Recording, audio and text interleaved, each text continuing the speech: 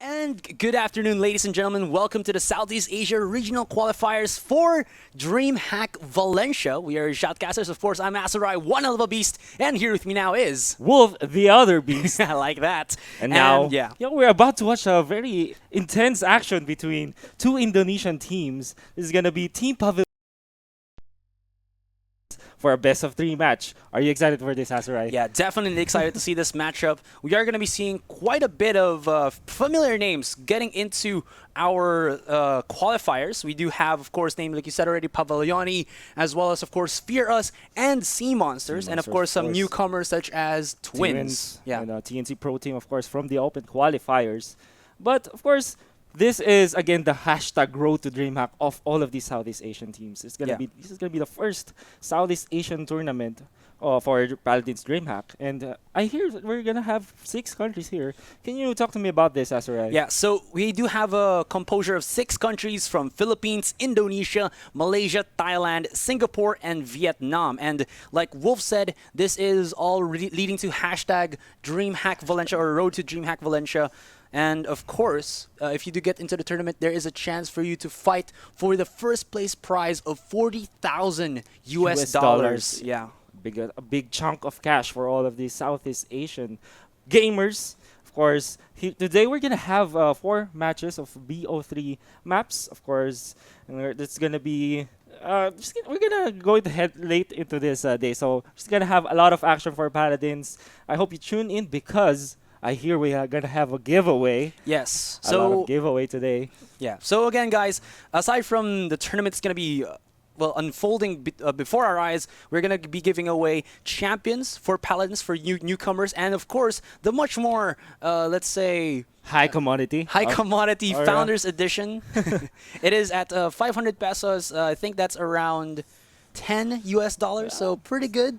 You get yourself all champions and then all future champions that will be released in Paladins. So if you guys are kind of interested in the giveaway, please just stay tuned and yeah. Yeah, just we're gonna flash all of these codes. Not the best flash that you want, but something that you really enjoy right now, because we're gonna have that Founders Pack. You're gonna have access to all the existing champions right now and all the feature champions that will be coming later into as the Paladins develop, of course. Yeah, and if we are ready, we can actually start our first match between Team Pavallione and Team Twins. So without too much, delay, you can actually just go into it immediately, as it's gonna be again pretty interesting because Pavallione definitely a already recognized team in the Paladin scene. As a matter of fact, they are the champion of Kings of Southeast Asia, the first competitive SEA tournament for Paladins. Of course, 2nd place for the Southeast Asia Elite Series. And they are considered the best Indonesian team so far right now because they are an all-Indonesian team and they have always defeated many Southeast Asian teams in their previous matches. Yeah. One of the strongest teams overall in Southeast Asia, which was Sea Monsters, of course, was actually beaten by Pavallione in a best of 5, if I'm not mistaken. That was the King of Sea. King of the Sea for tournament. Okay. But right now, Team Twins, they are a newly formed team. They've only placed 4th in their recent tournament outing, which is the Southeast Asian Open Tournament Qualifiers. Also a team from Indonesia. So it's a sort of a derby of a brotherhood between these teams. But of course, it is a tall ask for Twins to actually defeat the Pavallione because they have so much more experience comparably.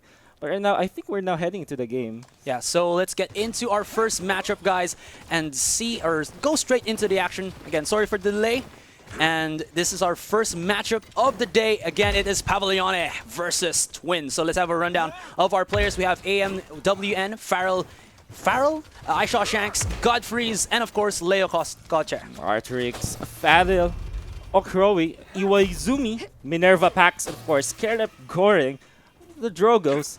And what I think about the draft for both of these teams, because Team Twins would actually favor 2 shield-heavy tanks, which is sometimes really good, but maybe double dipping is kind of too much. For example, you can just pick the wrecker later to this game, like what Pavallione has done right now. They have at least 2 wreckers as an item pickup.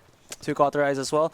Our map will be, I believe, Jaguar Falls, so let's just get straight into the action as we do see Twins going for the wraparound, but look at this from Pavallione, no holds barred whatsoever, straight to the point with the rockets. Farrell in the front lines, gonna take a whole lot of damage and go for the shred. Look at his damage onto the Fernando. That's gonna be first blood coming out from Farrell. 2 down on the side of Team Twins, and they're falling very low. They're getting obliterated in this map, and this is very early. 5-man wipe from Team Pavallione. They are taking the point, and they are taking the objective. The payload is slowly going to be captured. Here they go, and they are being very aggressive right now. They want to fight head-on onto the side of Team Twins. It's going to be a little bit of flank from Lex, but not connecting on any shots. Yeah, this frontline Torvald not really going to do too much to help out this counter push coming in from Twins. I think there's too much wreck damage onto the shields. Fernando falls again. Yeah, he will fall indeed. This tank meta this tank setup for Twins not really helping themselves out. Definitely. As Androxus and the Drogos I think doesn't feel too impactful as of now. They're not dealing the damage that they should be. This is a very important choke point. They need to get a hold of this Team Twins. They are doing a decent job right now, holding off the payload. Because this is a very narrow point that a Drogos can actually... Drogos goes in for the Dragon Punch and connects. Gets the one shot down. Can I go for the second? I don't think that's going to be possible, but yeah, well, behold the Dragon's Fury. Behold the Dragon's Fury indeed. They are doing quite a decent job. Salvo into the mid lane. But will this be enough? They are fending off the aggression from Pavallione, but the ultimates are going up. That's right. Let's see if they are going to connect with this. So far, they're just gathering up some points. Here, there's going to be nice a connection there for Kerepek. 2 down. Although the Fernando... Oh, he's going to shoot him through the sidelines and he flies away. Bye-bye, birdie. And Kerepek going very aggressive onto Farrell. Goes for the unstoppable. Unstoppable indeed. Yeah. He actually is want to see doing a lot of work right now. Yeah, what we have... Oh, okay, so it's... Pusilad. Pusilad. Gets that 50% extra damage when you get a direct hit with your rockets. Definitely good for high DPS or high damage output Drogos builds. There you go.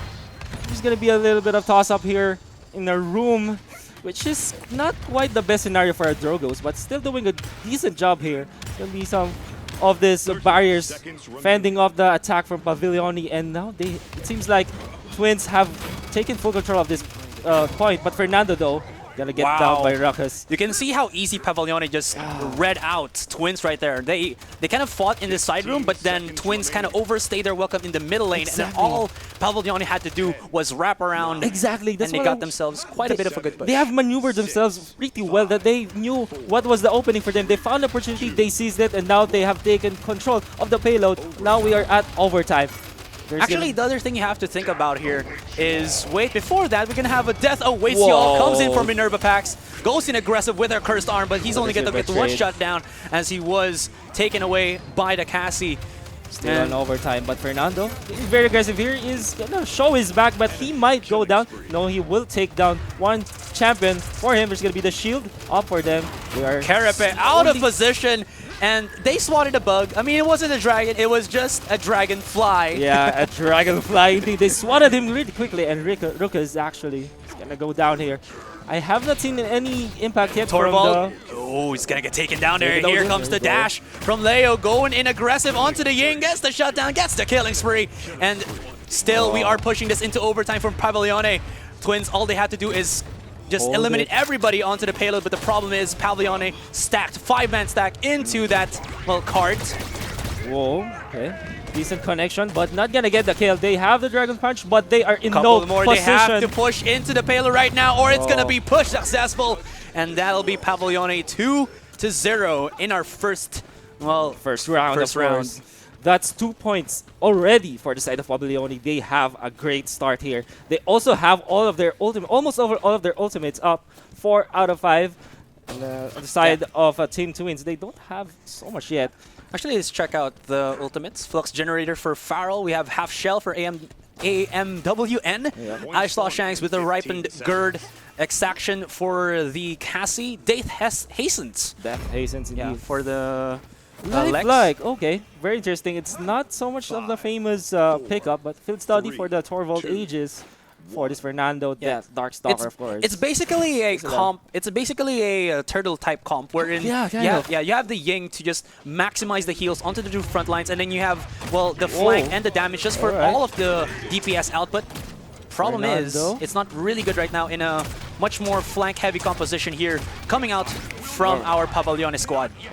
Now, look like Team Twins wants to control this point, but they are getting so much deaths here. 4 down just very quickly, and Drogo's taken down just like a, again, like a duck. This is kind of the issue here for Pavallione, or rather for Twins. Just because they have these somewhat of static defense front lines with the Fernando and the Torvald, you have the Ruckus who has the Wrecker item, right? Yeah, and basically he can just have one angle and just shred with his machine gun, just depleting all of the shields coming out from Twins. That's the thing I have with double dipping into so much of the shield instead of the raw HP, because you're really gonna have a problem against the Wrecker. It's gonna be the hook connecting onto the Fernando, but he doesn't really mind. They are now grouping up against this, but they are falling really quickly because they are grouped as a 5. Look at Leo just having the shooting range. Nobody is actually finishing him off at the moment. Target practice essentially right now for this the Lex, the law, you know. You can't escape the law exactly like that. He's late. He doesn't even use it. He doesn't even use his ultimate. That's the thing here. Oh, doesn't need it anyway. Oh wow, 2 minutes left into the clock, and it's not gonna look any better here for our Twin squad. Drogos. Again, this is the bad thing about the Drogos. You really have to play around your opponent's vision, or at least around obstacles wherein you can actually find some cover. The problem is, if you're going to be that open in the area, it's just easy pickings, especially for a Lex who can just, look straight at you and shoot you down. We are watching an obliteration from the side of Pavallione right near. It's like Team Twins cannot find their openings. They don't have an opportunity like now. The payload is moving really quickly. Oh, Hyper Beam comes out from the Torvald, tries to push them away from the payload. Problem is, there's not a lot of impact that comes out of this. Minerva goes in with the dash, and he does get the double kill Dragon Punch. And Kerepek does get the connection. But finally, Twins finding that opening, although the biggest thing here is that they expended all their ultimates. They indeed expended all of their ultimates, and there's still plenty of time for the side of Team Pavallione to re-establish the control. The retake of this payload, they're happening shortly. This is again, not so much flank movements from Team Twins. They want to move as a unit. Sometimes it doesn't pay off. Right now, here's going to be the Lex wrapping around, might get the kill. Gets 2 here. Dot drop down from the ultimate of the Moldova, and the law. Nobody escapes that. Nobody escapes the law. 5-man takedown of Team Twins, and Pavallione might have taken this map. This should be it already. This should be it already. Victory. Victory for Pavallione. A big takedown. This is a top team of Paladins really showing up here. Azurai, what can you say about that fairly quick match? Pure domination. That's like just total stompage coming out from our Pavallione team. I think the main thing about this is that although the Team Twins want to have a flanker, maybe from this Androxus, but they weren't successful, unlike what Lex did here on the side of Team Pavallione. The thing here is, I mean, the composition for Twins could have actually worked. The biggest deal here is the DPS were way out of position. Exactly. That's the hugest fact here. Why I think Twins just lost that quickly. And I don't know. Maybe they need to change up something. Maybe something like a more well-rounded draft, like what the Team Pavallione is showing right now. Because they, again, I've always talked about this, but it's quite bad to really overcommit onto the shield, onto the tanks without having compensation for your damage or your flank potential. Also, from those kind of hit scan damage dealers, just like Lex or maybe the KC, I think that Team Twins needs to sort of think about another tactic for them coming up into the game too. I think they need a much more fast approach tactic. Fast approach, I think the easier to execute, I guess. Because they are clumped as 5 when they approach that first game. And I think Team Pavallione punched them heavily because of of course, the flank from the Lex. The thing is, there's so many angles or so many choke points that Twins had to deal with. And like I said, there was just an easy rotation coming out from Pavallione that they didn't really had too much time to actually respond, and that just wrecked it for them. Again, guys, we do have more teams to view. Yeah, there is, of course, our first match with Pavallione and Twins, but I think at the fourth match we'll be having, I believe that is Fear Us and versus Team Monster. Yeah, Monster. Definitely the highlight of this group stage, if you want to call it that. The match to watch. Yeah, the match to watch, indeed. And we are readying to actually go into our second map here. I think this is going to be Serpent Falls. Serpent Beach. Yeah, Serpent Beach, my bad. Yeah, we already got for Jaguar Falls. Now we got to go to the beach, you know. Let's go to the beach, indeed. Yeah, so let's get into our next game here, guys. Yeah. It looks like Twins don't fix what ain't broken. They are going to get the Makoa once again. I think he didn't... It didn't shine last game just because he didn't need to. He still did a great job protecting the capture points, providing that shell shield for them to take the objectives. Right now, they have a Torval right now. And the Ying, of course, with the Bomb King right now, which I'm excited to see. We haven't seen a Bomb King action last game. I'm excited if actually Team Twins. So now we are looking for somewhat of a little bit of a variation here for Twins, wherein they're going to be getting themselves two somewhat high mobility DPS as well, with in form of the EV and that Bomb King. Of course, Bomb King not inherently quick on the mobility, but with the accelerant Poppy Bomb plus the other loadouts for the Bomb King, definitely going to have quick mobility around around Serpent Beach. Of course, one of the maps that really excel with the Bomb King, just because there's so many angles you can just spam your sticky bombs. And Team Twins actually going to use the triple cauterize against this Moldamba, which kind of I like it. At least there's something that they are adjusting from. Yeah, you can see though that Godfrey is gonna be playing now on his Androxus. I actually want to see where he is. There you go. He's gonna be dealing some damage from up above. Look at those free shots. It's just like target practice for him. Yeah, once more. Okay, he wants more. Will he get it? He's chasing and he will get it. Pavallione.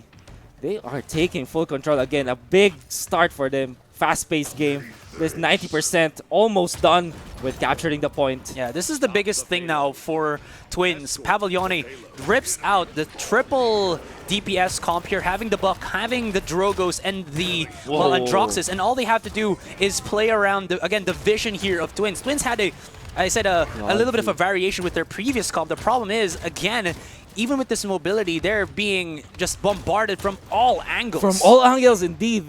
Godfrey's, this is like his, I don't know, he's just styling against Team Twins right now. He's going to have 5 kills up to his name. I mean, a 5 streak. This is going to be the 4th kill on him. I think that's 6. 6 eliminations, and he's not stopping. He wants more. Finds another. Yeah, and this Ying for Kerep. Actually, Kerep is switching up from the Drogos to the Ying, and it's not really doing too much for him.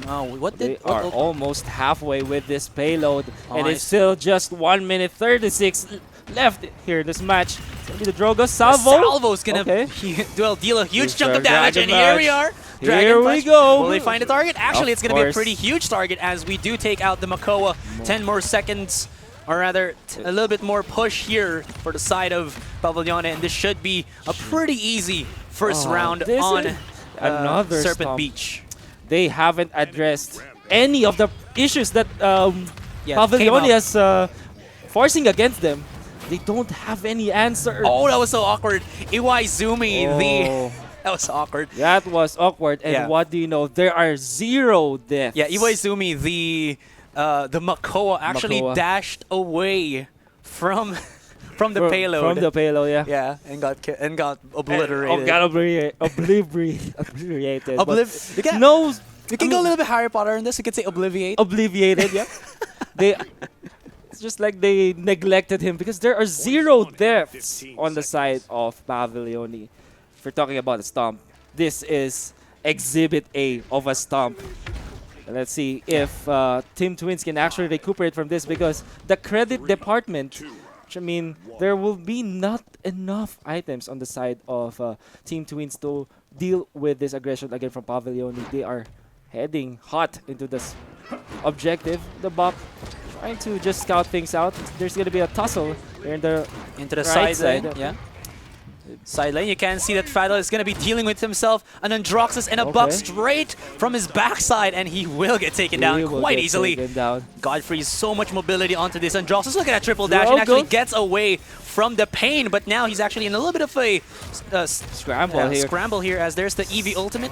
Yes, the Drogo's almost dying there, but still no deaths. Here's going to be the Androxus again, dealing a lot of damage. Still no deaths on the side of Team Pavallione. Seems like Team Twins are not hitting their shots at all. Oh my goodness, look at Godfrey just being unleashed. He is just everywhere. He is omnipresent here. I like that, omnipresent. He is indeed a god. Yeah, still no deaths. We really can't go into this too much anymore. This is just basically Twins being outclassed in terms of being a team. There's going to be a, well, Hail Mary King Bomb coming out from, well, the BK. He's not going to be able to kill anyone. If you're a king, you can't go up against a god, and Godfrey's, look at that. Oh, my goodness. I think he can still get back. He does have the float and the dashes. So should be alright. He's good, he's good, he's good. He's good. He's okay. Don't worry. Alright. Oh my goodness. So the first death actually for Team Pavallione is the buck. The only casualty, at least for Team Pavallione right now. They are pushing the payload. And it looks like they're taking their time. They're toying with Team Twins right now. It's either that or they're just making sure that, well, Team Twins won't be able to get any form of maybe foothold on this payload. Yeah. Death awaits you all indeed, and I kind of want to see where Godfrey's is. Again, he's in the front line. He's gonna win the duel. Oh, he pushed him. No, he didn't. Kerepekgoreng, I think, just jumped in. I guess. Yeah. He just didn't want to give Godfrey's the kill. Okay. That's really decent. Right now, the Torvald is that is.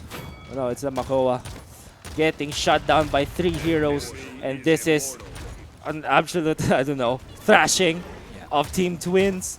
They don't look. They are looking disoriented right now. They are going one by one against the champions. Yeah, basically they're just frantically trying to get into the point, or onto the payload rather. But of course you have to push it to contest it so that it won't push. The real, the biggest deal here is, well, of course they're just gonna be easy cannon fodder for Pavallione. There's, I don't know. It's too much for words to explain how much Team Pavallione has destroyed Team Twins here in Game 2 action of our map. I don't know. Look at that. The credit score, the damage as well, and the kills. There's only one elimination on the side of Team Twins, which I don't know. There's nothing much to explain. And Team Twins will be, Team Pavallione will be advancing to the semifinals, if I'm not mistaken. Yeah, easy advancement for them. Yep. And our next match that we will be watching is King Dummy versus 415. But before that, we're actually just going to take a short break. Yeah, and technical break. Yeah, technical break. And of course, just keep on tuning in because we're going to give away some of those champion codes and the Founders Pack codes. And again, this is Wolf. Yeah. And Azurai, we will be back after a very short break. Don't go away.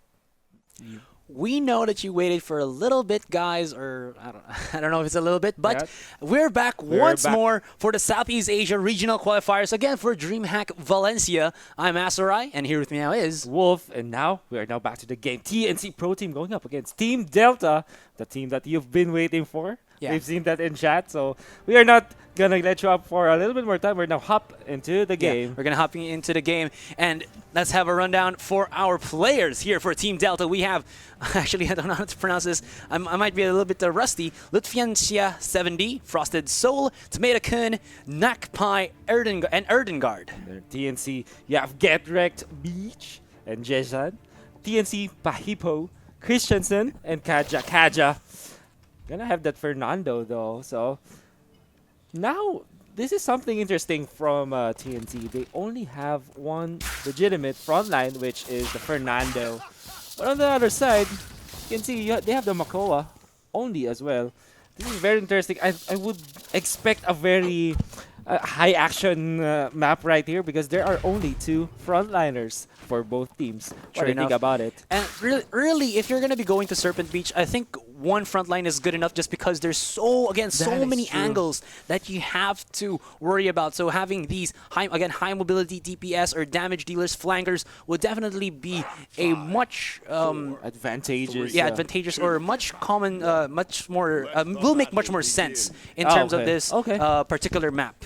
That is true. There's gonna be the rush onto the point. Let us see our action right now. I could be wrong, but Christensen could be TNC Nick because he's the one who always plays the victor. And although... Oh, there he's going Erdengard with the buck. With just with the buck shot. Goes for the second and goes in with the leap. And look at his initiation with the KAJAKAJA triple kill coming out from Erdengard. And he's looking for more. How quick is his leap? Actually, no, he has 2 charges on this leap. So he got the legendary to give him 2 charges. Of course. And it's paying dividends for him right now. He's a very efficient flanker, taking down already 3 champions for the follow. It's going to be a toss-up here. Actually, he will find the Drogos. He might get the kill onto the They Drogos have to get fast into the payload. The Fernando tries to charge us in, but will not be able to push it into overtime. And that's going to be, well, you can see now Team Delta pushing it in. TNC on the tight ropes. And look at that connection into the mid-air sticky bomb from Frosted Soul. No joy for GetRekt right here. GetRekt indeed. He got wrecked there. It's gonna be another takedown on the side of TNC. This payload is pushing really fast. They are in no position to defend against this, and they are falling one by one, being taken down masterfully by Team Delta here. Oh, look at that. GetRekt. Oh, he gets the 1-for-1 trade, but the problem is payload still pushing, and the Makoa in the front lines doesn't even care that he's being surrounded here by TNC. He's a very swaggy one. He's just styling up. There's going to be the anchor. He catches small down ball, and he will take him down. Rapage on the time side goes in a little bit. Beyblade, or actually Crash Gear into the back of the Fernando. We're going to call it Crash Gear because, you know, it's have the same... He crashes to the... to the enemies. Wow. This is just Team Delta decimating TNC. And this he actually shifted up. I thought he went for the half shell, but he went for the pluck. So he's really looking for that pick-off style of Makoa. And the flank Koa. It's really playing dividends here for Team Delta. And wow, TNC, they got, well, gobsmacked. JeszAN, no impact at all. 0-5-0. Pahipo with 0-4-0. It's quite funny if you understand what that means in the Filipino language. We're just going to hush about it. We're just going to hush about it. Yeah. Anyway, there's still 2 points favoring Team Delta. Let's see if there's going to be an adjustment from TNC. Of course, the ultimates are all up. See how there's going to be a connection from Team Delta. I'm excited to see this. The King Bomb. Wow. Same. And if you actually see the damage dealt, it is 4 members of Team Delta on the front end of that, DPS. Look at that meter. I want to see. Wow, he's going to get a one. Will he connect the target? Yes, he gets the shutdown onto the Bomb King. Okay, that's something. Yeah, Victor activates the ultimate just to get some damage from up above Christensen. Okay. But TNT are controlling this pretty well right now. But there's going to be the flank from the buck. He will get the kill on Pahipo. He might get another here. This actually the ultimate activated from the Makoa. Yeah, look, TNC. 3 down on TNC. They have lost the control of the point. There's going to be the aggressive maneuver from Makoa. The pluck again takes down the Drogos. Got wrecked again by the Makoa. There's going to be Ancient Rage for this Makoa, definitely working wonders to keep the payload in the hands of Team Delta. And you can see KAJAKAJA tries to dash in, again tries to push it into overtime, but to no avail. He gets shut down and he will be taken out in the stairs area. JeszAN in a 1v1 against this buck. 2,000 HP to the 3,000 of Erdengard, and JeszAN will not be able to shred through that buck HP. He lost that duel pretty badly, almost doing nothing to this buck. Now, TNC, will they group up again? Because now they're running up one by one again. Again with the Dragon's let's Fury. go. You gotta find Okay. yourself a good target, and that may be one. It's just the Cassie It's here. Cassie. But I think it's going to be Erdengard as well as the Bomb King to really be the prime targets here for Definitely. TNC. Look at that Buck. It's really just messing up against the backlines of TNC Pro Team. Really shutting down this Androxus. Buck doesn't even that. go wild, pun intended. Yeah. Even without the ultimate, he's just dealing so much damage, so much mobility with this double leap setup. There's going to be JeszAN activating the accursed arm, but he doesn't make too much out of it. And look at that, Erdengard doesn't even care! Oh, okay. No, Erdengard! Erdengard. Well- okay. We'll pretend we didn't see that. Yeah, well, I guess Well, anyway, they are still in a big amount of lead right now.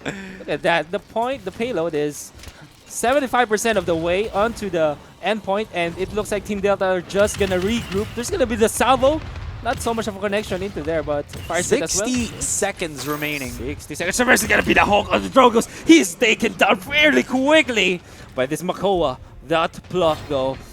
And now he is gonna miss one, and he's gonna take a lot of fire damage from JeszAN, Fernando. But Wow. JeszAN, Time oh. and time again, Erdengard is the one to just chase down onto JeszAN. You can really see Team Delta prioritizing the DPS here of TNC Pro Team. And of course, with the DPS being taken out, there's not really much No. TNC can do because, well, their damage is out. They have no way to contest Team Delta. And, yeah, oh, that's going to be it. And now the end is near, and Team Delta will take the quick 4-0 against TNC Pro Team. And like you said, they did a pretty good job checking out those DPS, especially from the back. Look at that, the best flank. 2 flank kills. I think that there's a lot more flank kills that he did right at that match. I don't but think it. Yeah, I don't think it counted correctly, but yeah. that was just again another pretty dominant showing Exactly. from From a top-tier team, from yeah. the from a top tier team. Team Delta really showing up TNC right there, knowing who to prioritize.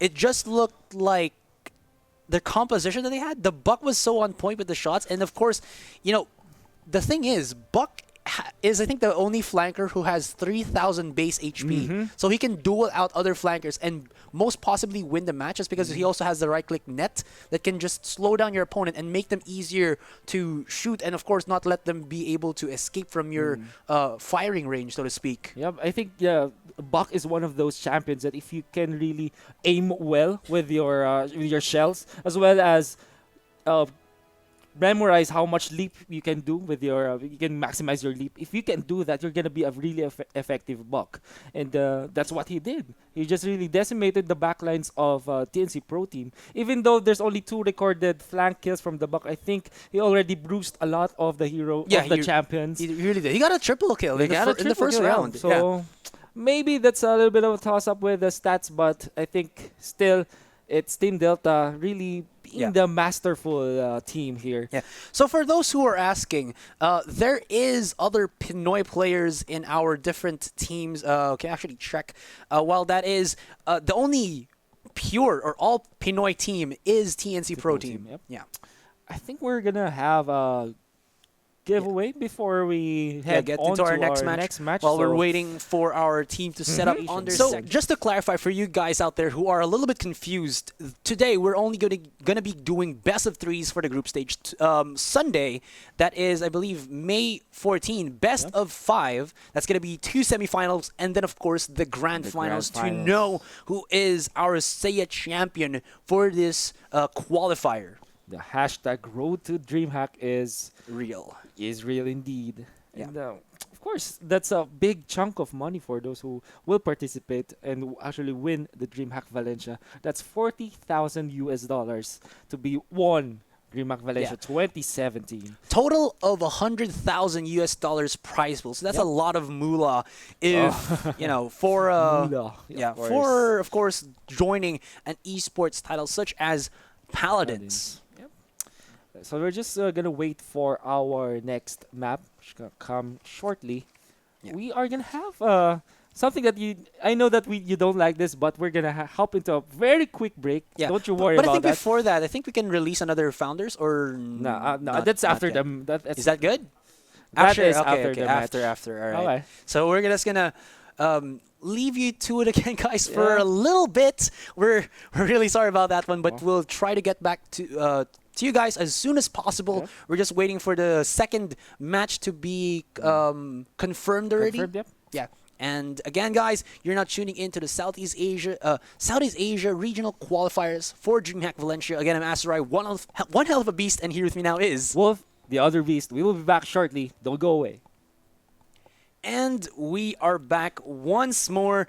And, well, that first game was just total obliteration. Total domination, indeed. Of TNC.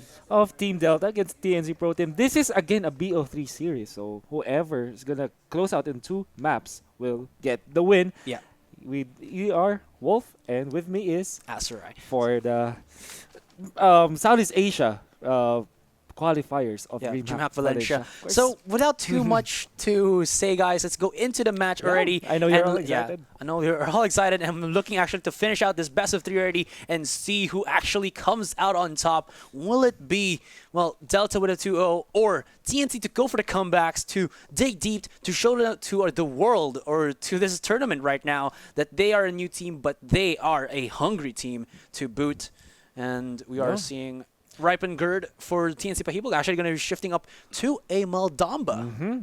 They now are getting the Maldamba, but as you're like Team Delta here, they have the barrack right now. And in Frog Isle, what do you think about this? This is a very open map.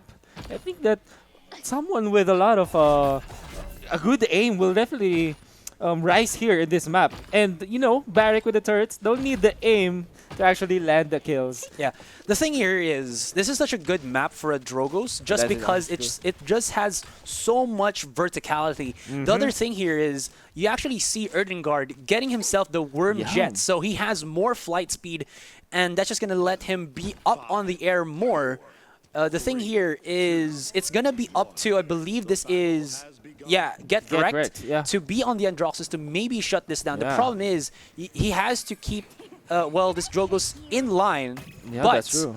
All the Drogos has to do is, you know, spam click and let the projectiles do the work. Let the projectiles do the work indeed. There's going to be a bit of a toss-up here in the objective, but the first blood will be drawn by Team Delta, actually getting 2 eliminations just as quickly as that. Erdengard is going to be the hunter here on the Drogos. Goes in a little bit aggressive, goes for the fire spit, and deals a good chunk of damage onto JeszAN, who's going to be in a very darkened state and has to play with a Cassie. This is what I'm talking about. When JeszAN has to play on something else other than this Androxus, he's going to have a very difficult time, because you see right now that it feels like he has more flexibility with the mobility of the Androxus compared to what the Cassie has. And look at that. Erdengard is just free hitting fire spit to connect onto 3, I believe.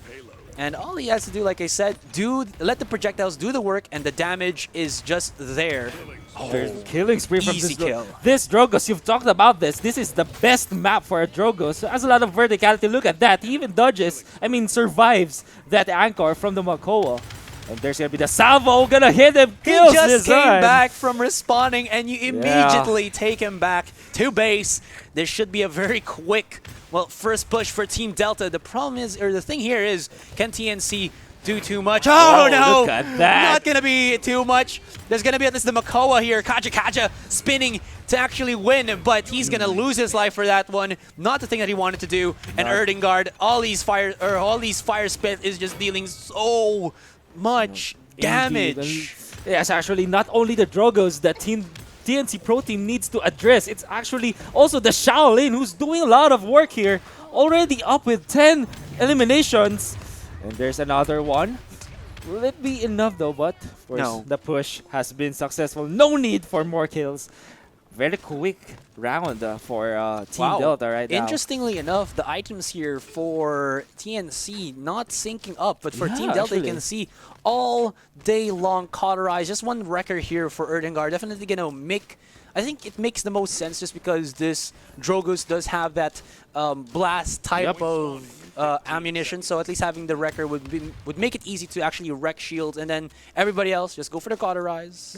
and To go for the anti-heals. Completely shutting down this Amalgamba, who is actually a burst heal type of support. And if you can really prevent that from happening, you can really do a lot of damage during the team fights. And yeah, that's true.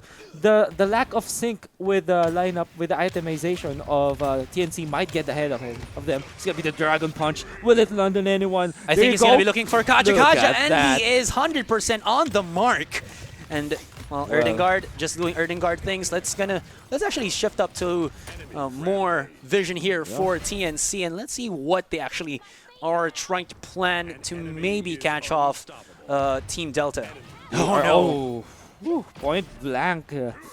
Almost point blank rocket there. Anchor hits the head of, well, Erdengard and shuts him down for the meantime. But KAJAKAJA, all he can do is actually push himself into the center point, uses the ultimate, and he's just going to try to, Will he get a kill out of this? No, I don't think so. He gets shot down badly. I think that's quite a questionable call.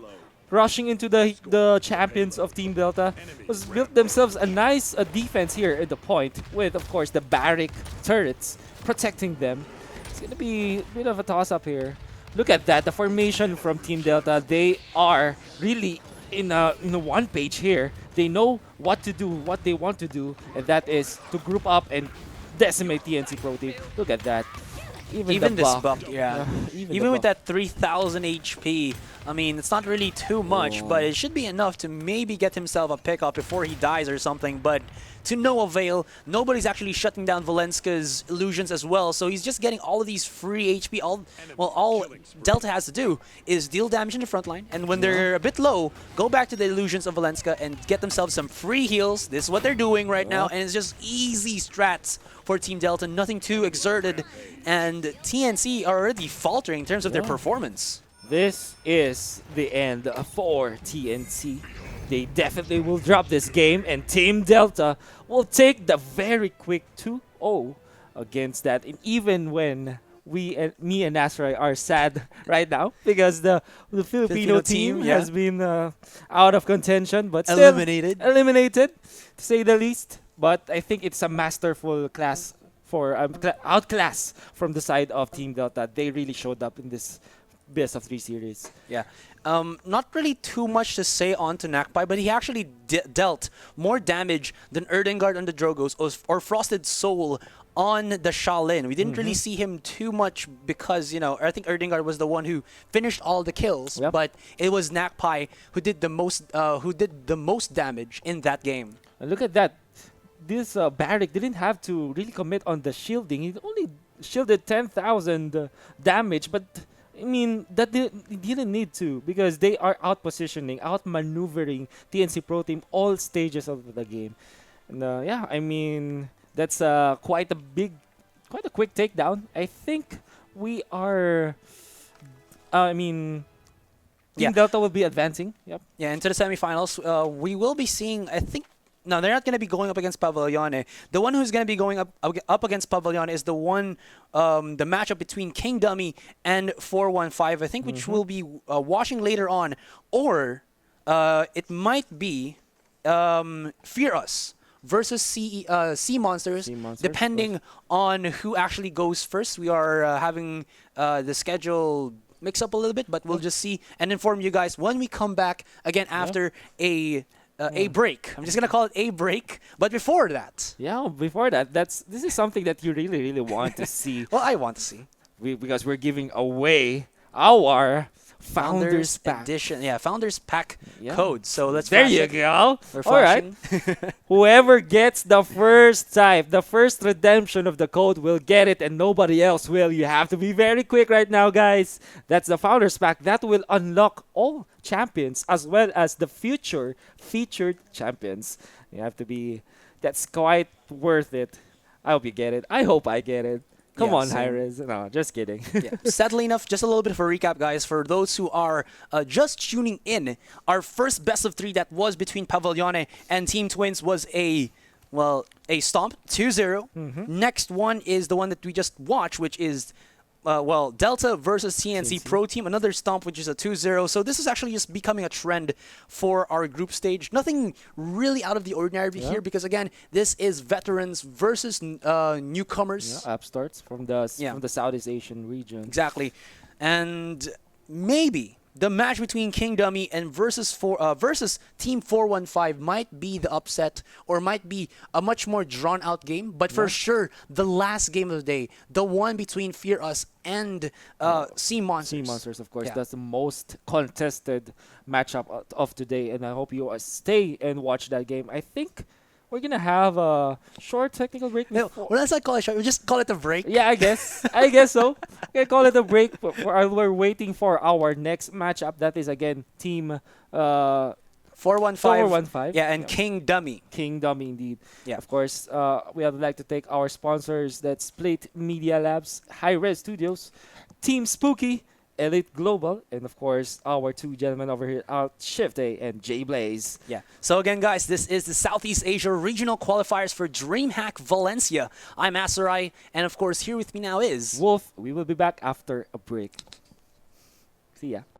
And the action continues. Our There you third go. match of the day will be King Dummy versus Team 415. Team 4 and 5, indeed. I hope that means that they're gonna win a lot. 4 rounds here. 4 out of the 4 rounds. Let us see.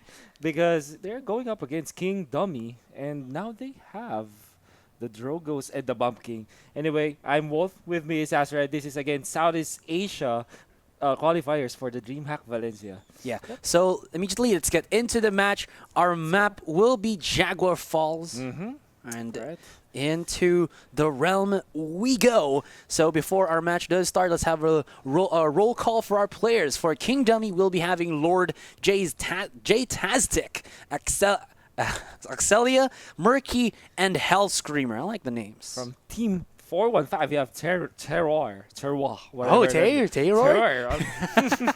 Reza, 09, cacarizki, Bapettorilla, and Yoshinuki on the Drogos.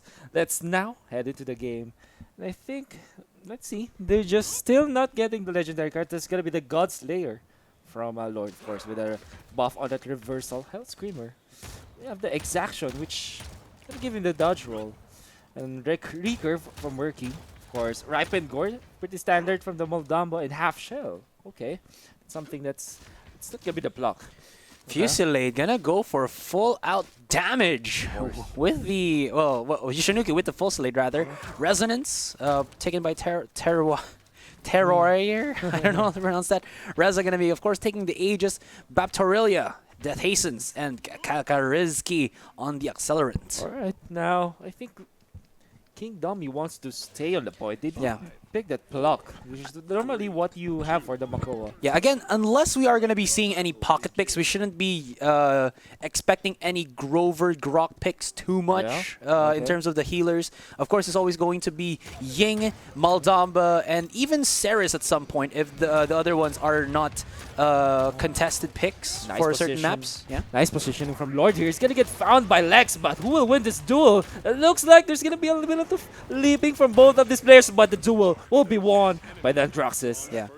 Just gonna take a diamond in the sky. It's Lord. It's the Lord. And the law. The Lord is the law.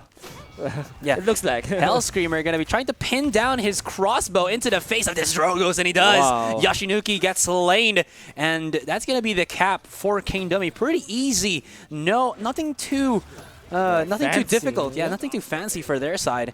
And Jaguar Falls, the first payload will be in the hands of King Dummy. That is true. There's going to be Fernando manning up against this Makoa. He's going to get the first kill onto Terroir. Actually, Murkyy will land that kill. But this Fernando is being zoned out of here, and he might be taken down. There are 3 champions converging against him, but he's going to win 1. He's going to get for the trade-off. But still, the payload is being pushed. Axellia can actually hit a hook, doesn't even need to, and takes out the BK. Lord, definitely one of the better DPS players here for King Dummy. Look at how aggressive he is. Oh, this Drogo's actually hitting the ceiling, and he's going to get punished for that one. He hits the ceiling indeed. Oh, no. That's quite a misplay. I mean, he bonked his head, so he well, I guess. And Drogo's getting what? if we're gonna like go for a realistic physics here, that hit on the head could have given damage to the Drogos. That is true. Now he's gonna be taken down again. It looks like by the instructions, there's gonna be the rampage, and there's gonna be a quick push from Team King Dummy. Of course, getting that quick 2 points out of that round. I think this is more about King Dummy with cleaner plays, I guess, because you can see a lot of misplays from the side of this Team 415, especially the Drogos, who unfortunately bumps his head onto the ceiling. Yeah, Out of indeed. that. Of course, the Fernando getting surrounded by 3 champions. We don't see this too much, that someone actually goes for the defensive item of resilience. You almost always see Blast Shield and Haven. Yeah, that's true. Resilience, okay. Let's look at King Dummy. Do they have a lot of CC? It looks like decently they have it. Maybe he doesn't want the hook to really disarm him. But still, in terms of survivability, you still either want to go for Blast Shields or Haven. This Drogo's not really have the best of positions, so... I completely agree with you that with the salvo though. But deal enough damage. Not the best positions for the salvo, but at least he's dealing somewhat of the damage. Oh Lord! Actually shows who's better in disguise in the aerial combat. The Lord. It's the law. Will prevail. The Lord and the law. Take the kill onto the Drogos. No serpents allowed in here. Dragons, I mean. It's gonna be... I mean, there's a serpent there. There's Moldamba. So that's true. You really can't say that. That is true. Or else you're gonna enrage the Moldamba, man. There's another duel here, but of course it's gonna be the Makoa winning that against the Lex. Gonna miss the hook, but he will zone out this Fernando, who is surrounded again by many champions. He's gonna go down. He's really not good in terms of positioning. There's gonna be another zone out from this Makoa, who's just manning up against the champions of Team 415. Yeah, again, this Makoa actually getting himself the half shell, so he can now place his shield onto the ground while just being able to push and actually get hooks while he's defending his team. So pretty good tactics here for King Dummy. Yeah, this Makoa though landing his left clicks here, even missing one hook, but not gonna matter a lot if he can land those shots. Look at that. King the problem Dummy. here is they really have to deal with this Cassie and Androxus onto the sides before they really do too much. But the accursed arm is there with the ultimate from the Moldamba. Gets the one. Looks for the second. Dragon Punch comes in from Yoshinuki, but doesn't really do too much of an impact. Gets the one shutdown, but he will get immediately fragged or refragged upon by King Dummy here. And this payload, ever so close, is getting into the last or the second point. Fernando says, "I will not die." But he will. He still will die in the hands of this Lord Androxus. So much mobility from Lord, though. Yeah. Even though they are seeing a couple of debates in the Twitch chat saying, of course, GODFRYZZ is better than this. But right now, King Dummy in 415, definitely Lord showing his sharpened blade as an Androxus. Look at that. He still want to get the Bomb King. Indeed, he will. Another hook. It's going to be the land. Actually, this is an aggressive maneuver. Fernando again. The one-for-one pickoffs. Just making it easier for, well, King Dummy to actually get these kills. And Yoshinuki really liking to hit his head on that particular ceiling. Yeah, no, he's fond of that ceiling. Maybe, he thinks there's going to be a coin. It's going to go up from there, just like Super Mario. But sadly, this is not the game for you. Yeah. But yeah, I mean, another stump. Let's see here in the first map of this matchup between Team 415, of course, King Dummy. And what I would just like to say about Team 415 here, I think they're disoriented in terms of their positioning. Yeah, if it's actually pretty cool if you can actually show right now the scoreboard for our viewers out there so that they can actually see what we're talking about. I guess so.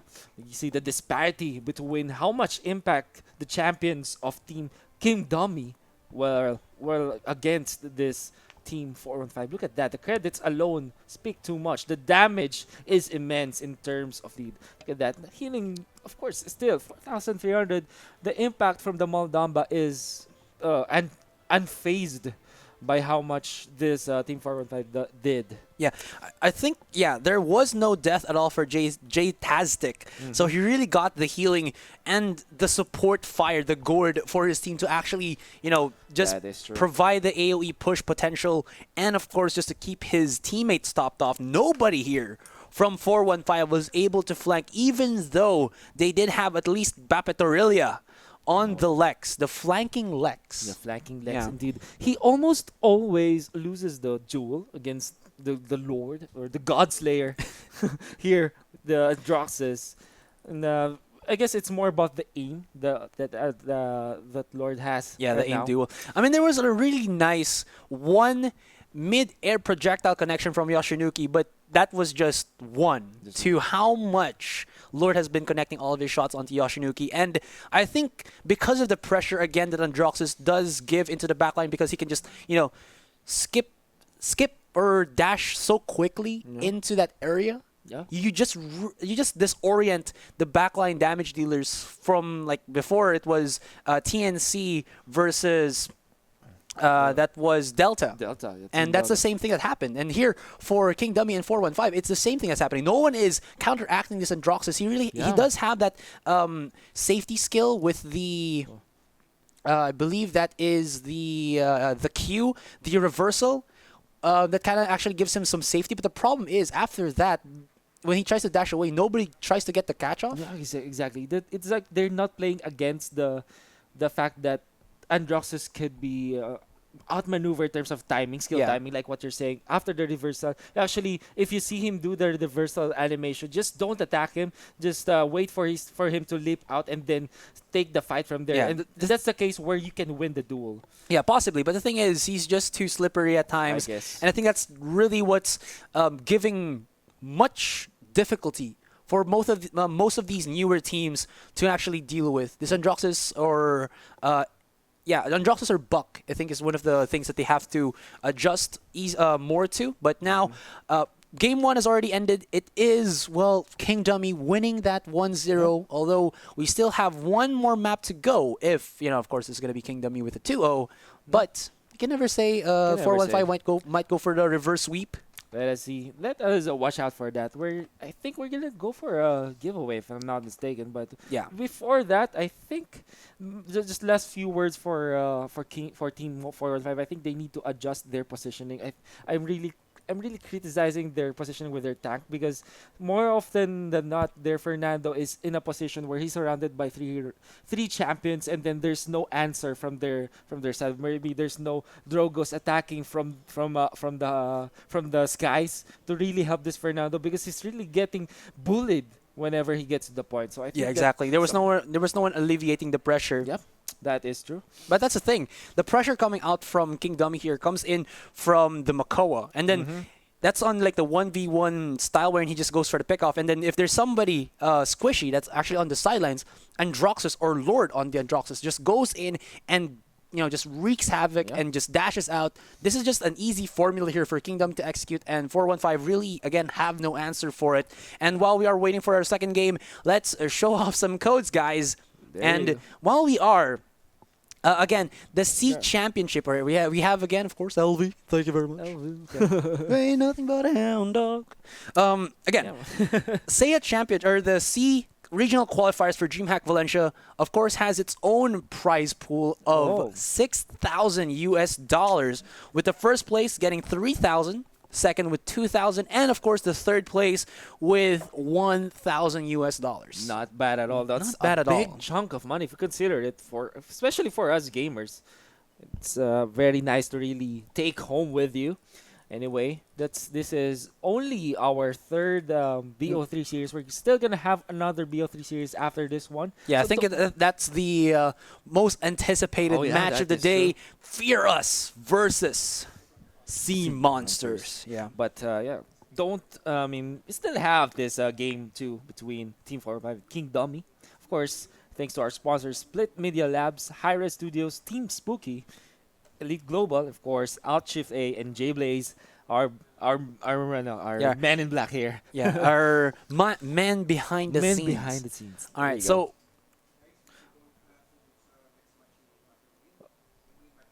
okay. All right. So again, guys, we're just gonna let the teams go into the lobby or set up the match, and then we'll be coming back to you for our second.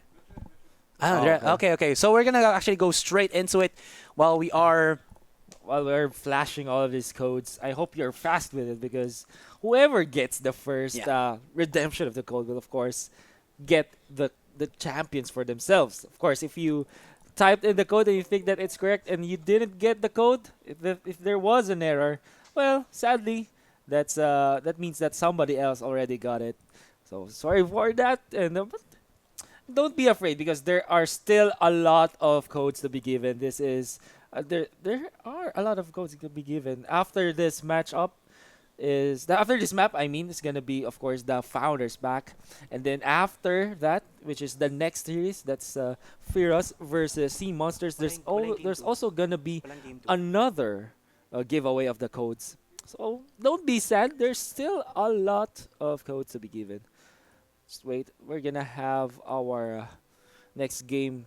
We are hopping into the lobby. We're just setting it up. So just relax and chill and wait for us.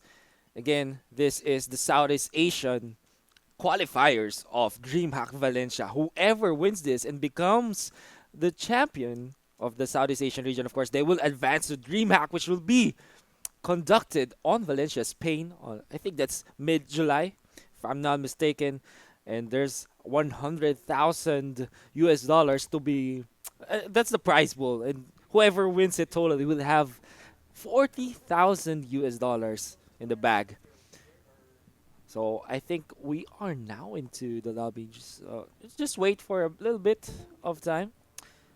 Do not go away. This is still the matchup between Team 415 against King Dummy.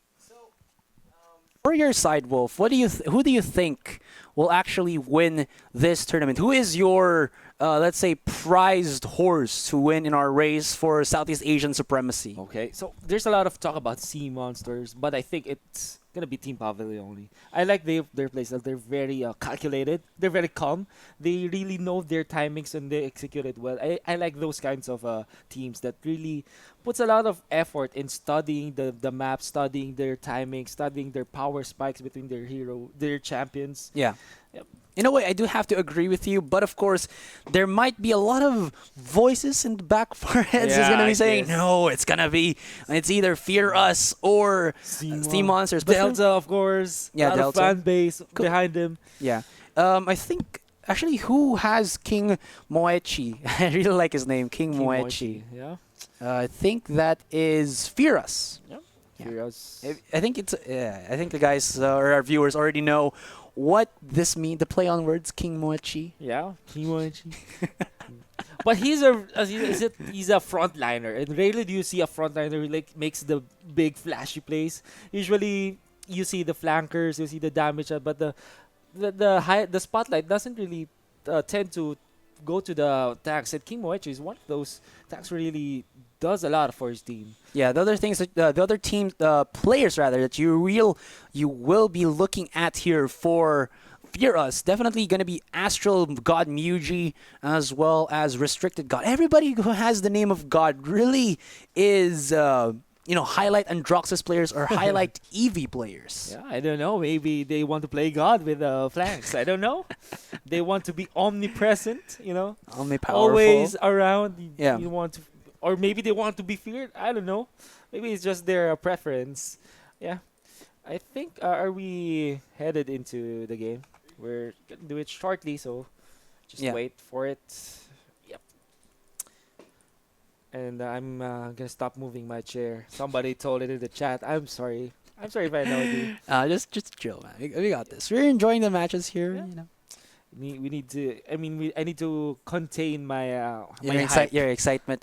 So, what do you think about our first ever qualifiers? Before we do go into a short technical break, just so that our teams will actually get into the lobby or the match.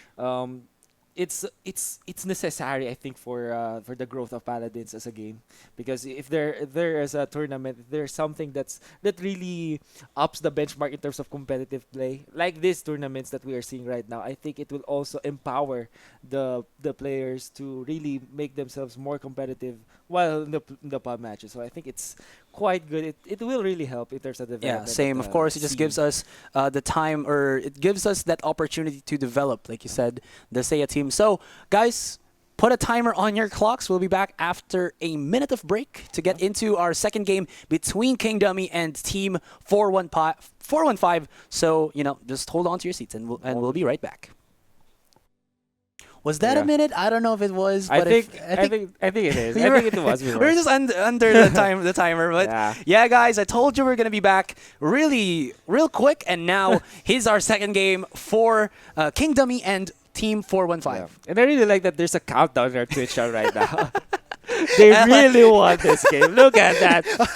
I think we made the mark. I believe we made the mark. Anyway, yeah, we did. Let us now hop into map number 2 of Team 415 versus King Dummy. There you go. Yeah, all right, guys. So let's have a rundown of our players once more as we did take a short break. So for those who are just tuning in, we have Terroir, cacarizki, Reza09, Yoshinuki, and Bapettorilla for our 415 here. Yeah, Murkyy, and of course will be Helscreamer, JayTaztic, Lord, and Axellia. Let us now head into our game. Yes, of course, as you are seeing right now, Team 415 will be the blue team, of course. There you go. We're just fixing a pickle here. And there you go. The team names we're just fixing the team name so that you won't be confused. You might be confused because there's the blue team and the red team only. So now we are back. Let's go. Capture point will be spawning soon.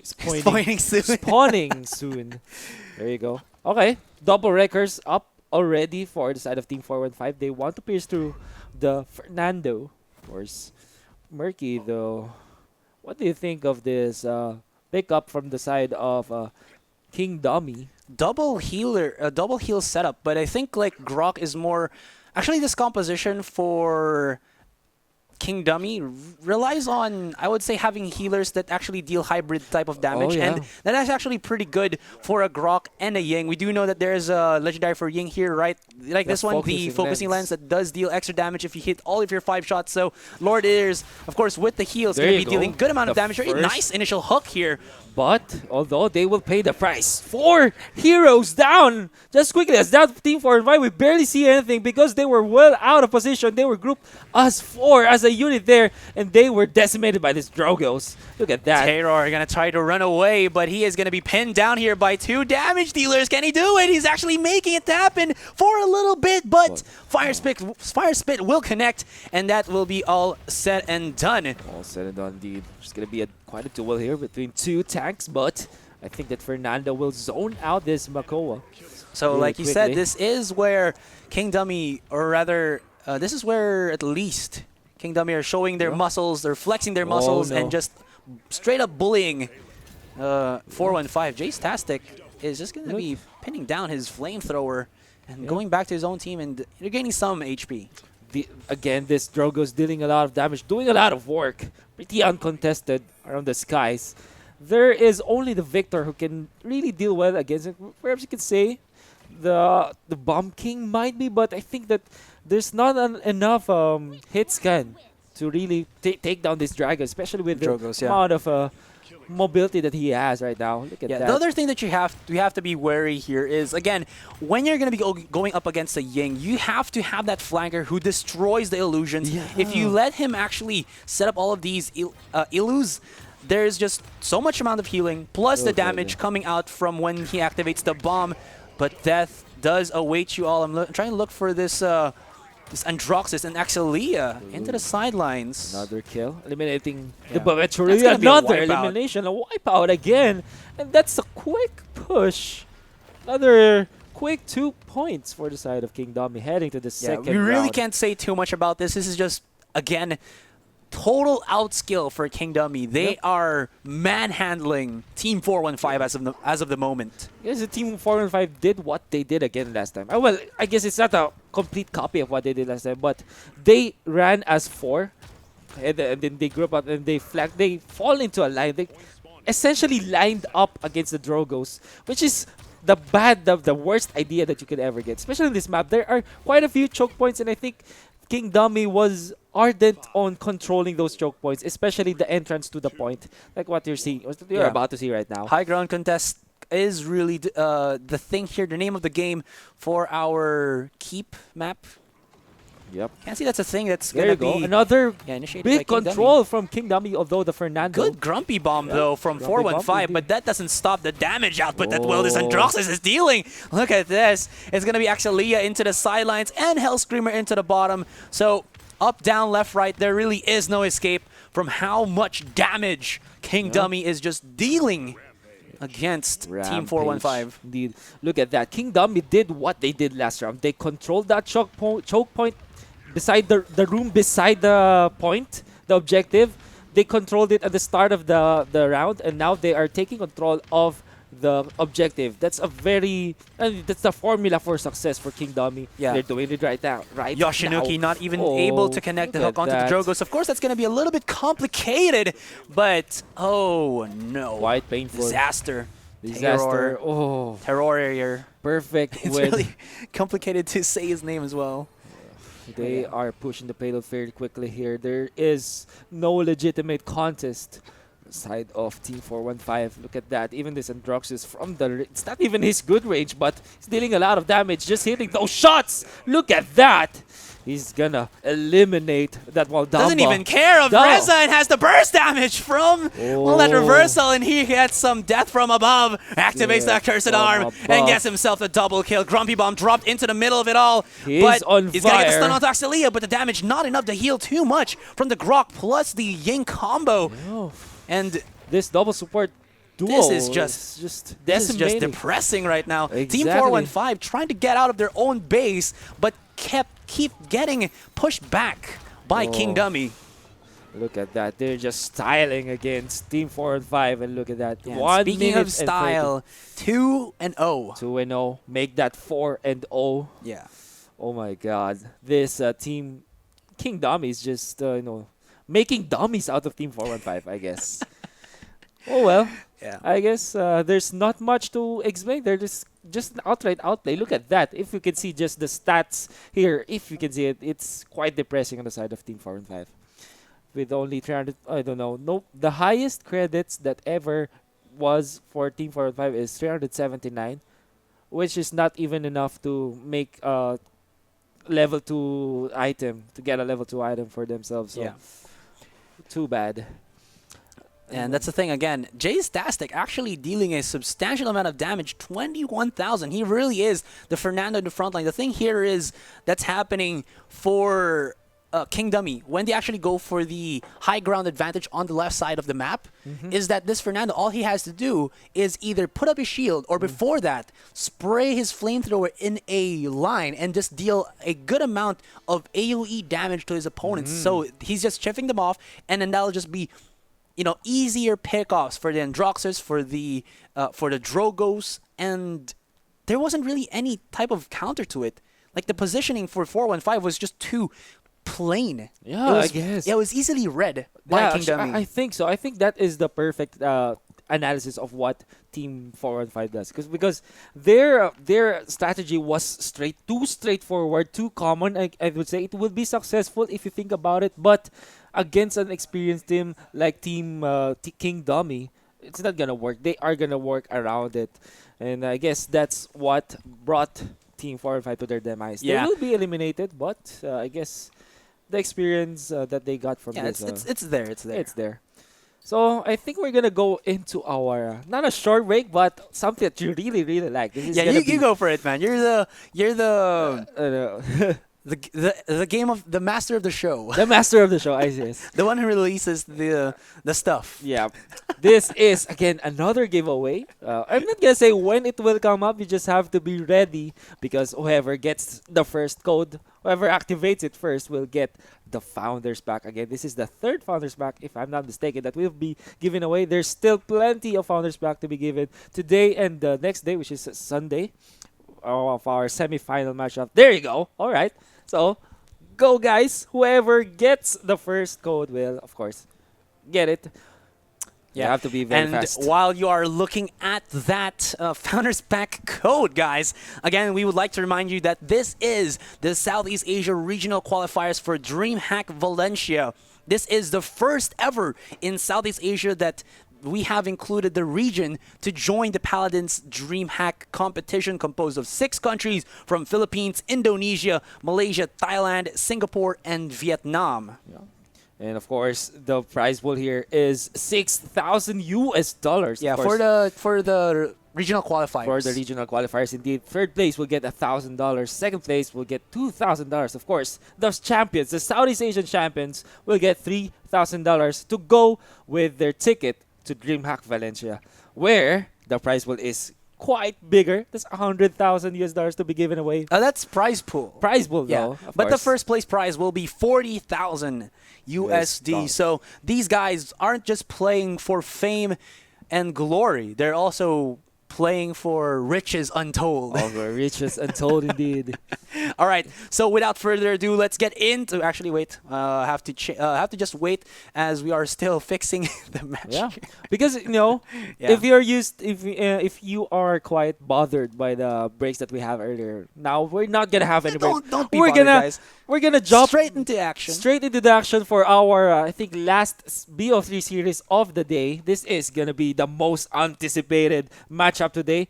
Team Sea Monsters going up against Fear Us. Look at those names. You're really gonna be afraid of them. Fear Us and Sea Monsters. Let's see if they can really be the monsters in this matchup. I hope we're gonna see, because so far we've only seen stumps from quick 2-0s from all of our 3 BO3 matches.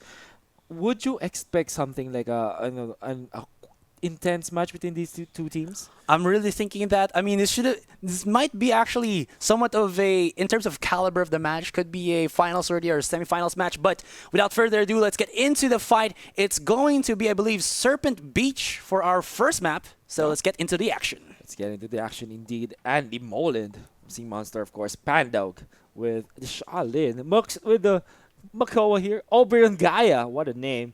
From Ying, and of course, Sacred Asura. Not Asurai. Sacred Asura with the Barrack here. What a Fear US. Fear Us. Yeah, for Fear Us, we have King Moichi, Restricted God, Astral God Miyuji, so many gods, Fizzle Fees, and Agnical here for the Fear Us or Red Team side. And I'll just check out the legendaries later. Looking at the compositions, we're going to have a Barrack. Yeah, Barrack. For a Sea Monster. Barrack and Shaolin. So much. Shaolin. So the damage output from Sea Monster, if they are good with the aim, of course, with the Drogos as well as the Shaolin, is quite immense.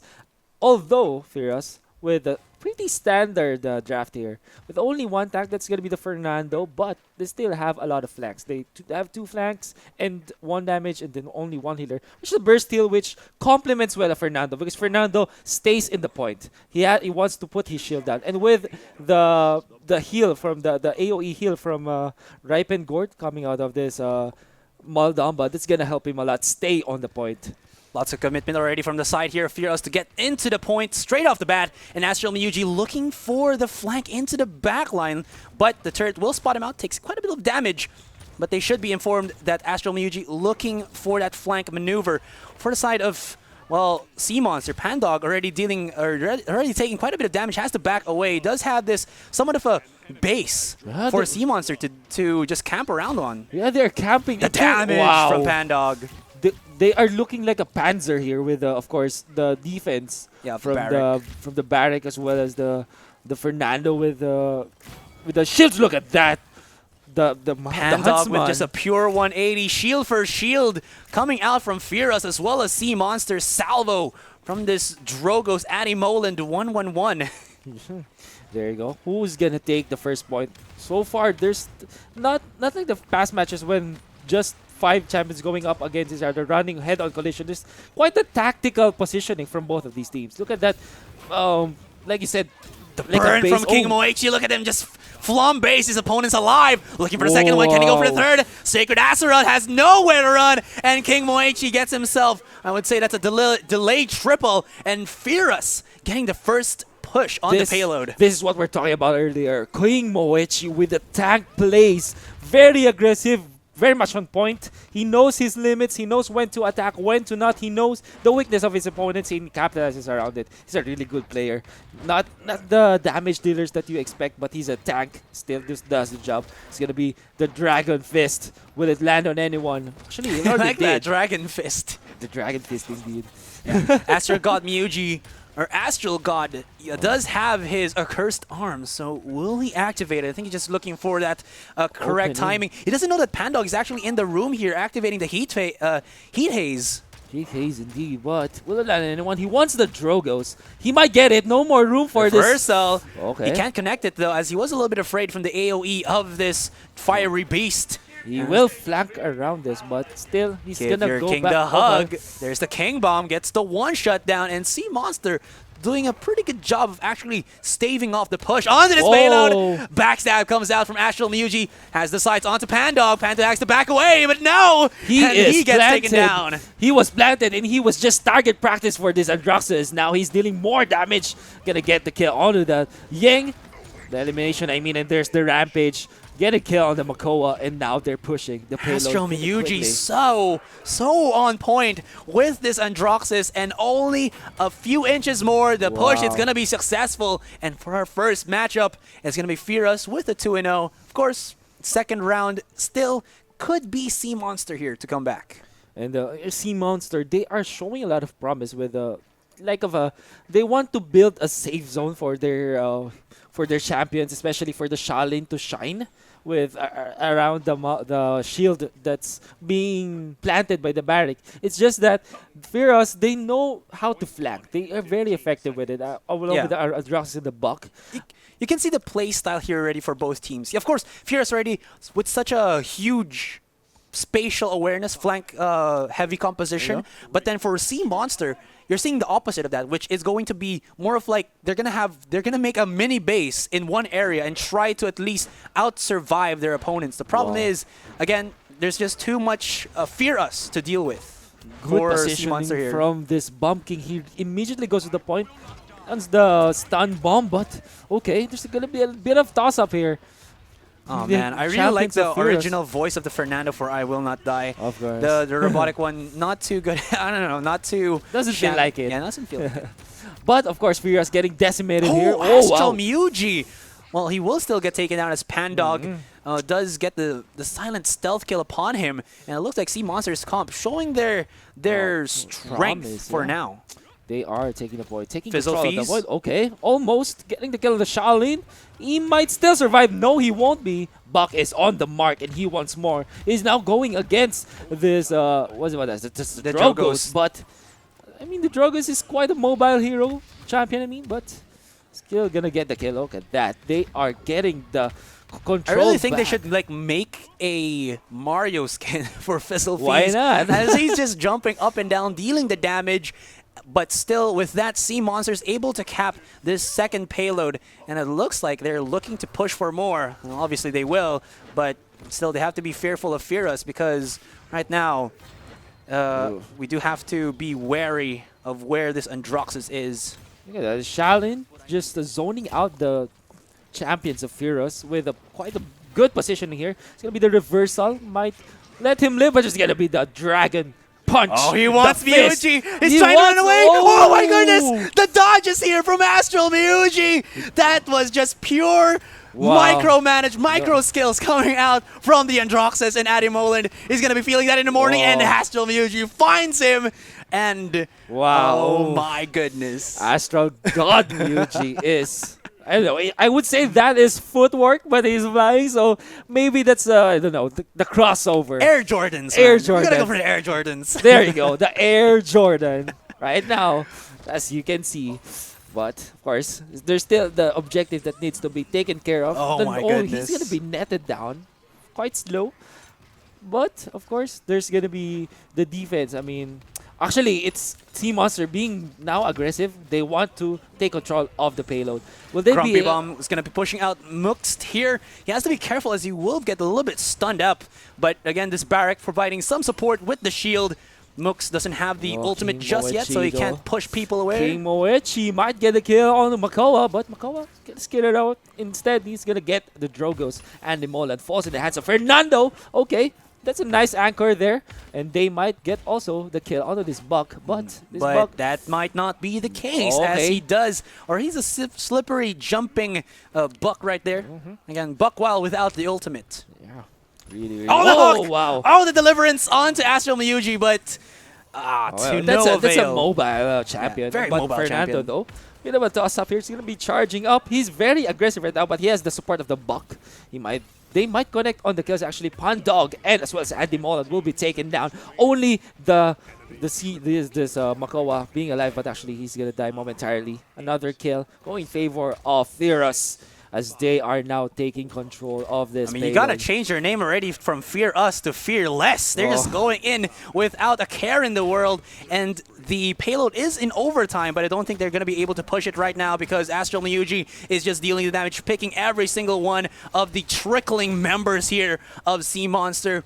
The only good thing about Sea Monster right now is that, of course, even with the wins from Fear Us on the defending team, if Sea Monsters can keep capping the first siege and getting the payload, they can still actually win 1 point at a time. That is true, but that's the thing, though. That's the thing, though. Will they be able to? There's gonna be the Master Rider only up on this Fernando, which is the best, one of the best heroes to actually mount that and get that Master Rider and get to the point really quickly. That will be the plan for FarrellYkw. And if we can focus on the Bomb King here, I think he will do the trick that he did earlier, where he uses Poppy Bomb to immediately go into the point, drop the Grumpy Bomb on the point before the objective, so that the champions of Sea Monster will be stunned. That's what he did earlier. Let us see. Let us focus on Bomb King.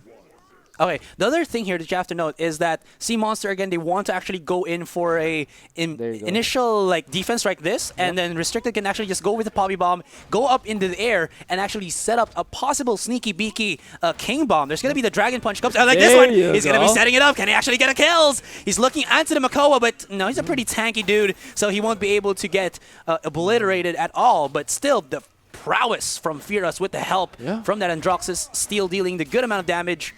And with Agnical into the backline with this Maldamba is gonna make, well, Sea Monster might be. No, this might be. This is pretty this is a bad disaster for Sea Monster. Let's just say that the King Bomb here didn't do enough damage. Only took down one, but I think that was enough because he really outpositioned the champions of Sea Monsters. That's why the Buck actually, as well as the Androxus, took down a lot of champions aside from the target of the King Bomb. So I still think that's a successful But hold that thought. King Bomb. It's Sea Monster having to actually go in and try to push this into overtime. The problem is there's such a huge setup here for the side of FarrellYkw, and well, the Fernando does use his ultimate. Tries to I will not die. It's the Gord doing a lot of work here. Oh my goodness. Mux is actually doing it. He's pushing them back on this. Makoa gets in the slap. Can he get the Maldamba? That's going to be a yes. And they still get it into the clutch of the time. But no, nobody's onto the point, and FarrellYkw actually wins. That was terrible for Sea Monster. I thought it was actually a clutch, but nobody was on the point. Oh, kids. As now that you know, never ever get your eyes off the point. At least get someone who has vision of the point, knowing that there's going to be a contention, at least so that could take it to overtime. Because I think Sea Monsters has a case on retaking that point, or at least try to lengthen the overtime duration. But again, just a slight misstep, just a slight second that there's no champion present on that point is what lost them the game ultimately. That's the first map going favor FarrellYkw, but unlike the previous series, this is quite an intense fight. Although FarrellYkw ended with a 3-1, still think that it's not a one-sided matchup. What do you think, Astra? I think it wasn't. For me, it's definitely not one-sided. The biggest deal here is for Sea Monster is they have the potential to actually go up against FarrellYkw. The biggest thing is I think they kind of sometimes tunnel vision on the objective. Exactly, and I think also Sea Monster kind of plays too slowly for their own gain. I think that they are getting run over by FarrellYkw because fine, sometimes the tactics of Sea Monster pays off, like their barrack shield like their panzer technique, whatever you might call it, sometimes pays off. But after that, if you can't secure the point, actually when the payload is already up, you cannot push it through because you're being too passive against the aggression of Fira. So I think that's something that Sea Monster should look to address. And now, I think we're now hopped into the game. Yeah, so let's get into our next map here. This could be make or break for, well, Sea Monster, the one. I think they were possibly the top seed to actually compete in the SEA qualifiers along with FarrellYkw, but FarrellYkw is somewhat of a newly formed team wherein 3 of their members actually came from Sea Monster. Oh. So let us see. Stonekeep will be our map, ladies and gentlemen. There you go. Might be the last map of the game, but I would like to see comeback here from Team US, who actually showing us a different hero right now. Wow, look at the confidence on King Moechi. He's going to be going in for the pluck. We do have Fusillade, Recurve, Exaction, and of course Accelerate always for the Bomb King. Spirit's chosen right now for the Maldamba. Okay, that is, I don't know. More for the healing. Go for the healing and did the burst heal, but here we go. The Inara being introduced. I think this is the first Inara game that we'll be seeing. Actually, you're right. Yeah. This is going to be quite interesting to see indeed. Muxed on this Inara. Yep.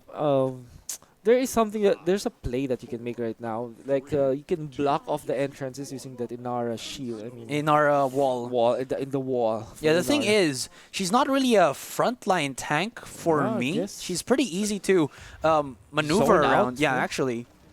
Let's see if it will be paying off. Look at that mount, though.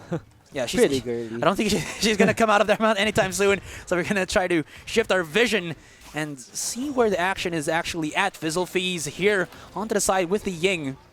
Although the first blood will be drawn by Sea Monster. Yeah, King Moechi drops down. Yeah, that's a fairly quick. I think that the damage from most of the members of Sea Monsters. Another takedown though, but Sea Monsters drops 2 heroes. That is from the flank of the I think the damage of the Drogos. Oh, the connection from Astral God Miyuji, but no. Pandog getting the win out of that one. Quite a messy fight from both teams. I think they're dueling one-on-one amongst their members. They're still not enough full control of the objective, as we can see here. But I think that, okay. Yeah, the thing is that you wanted, why people do that with the emote is because it does give you that third-person view that makes it easier for you to actually check out the corners. Yep, that is true. Yeah, of areas. Reversal might do the damage, but no, he will pay the price for overstaying in the top part of the map. Now, it's FarrellYkw getting the control of the point very quickly. I think Sea Monster is now positioned to defend his captured objective. Payload is now moving for the side of FarrellYkw. The gods definitely showing the mortals how it is done. Indeed it is. Look at that. Drogos.